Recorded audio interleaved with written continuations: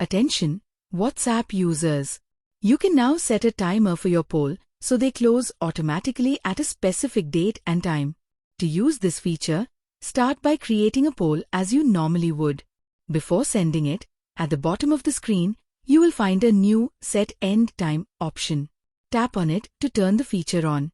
Once you enable the option, additional settings will appear, allowing you to choose both the date and the time when you want the poll to stop accepting votes. First, select the date you want the poll to end. You can choose any available date depending on how long you want the poll to remain active. After that, select the exact time you want voting to end. Once you have finished selecting the date and time, send the poll to your chat or group.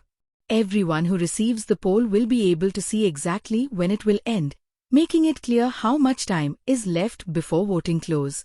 When the selected date and time arrive, the poll will automatically close. No one will be able to vote after that, while the existing results will remain visible for everyone to see.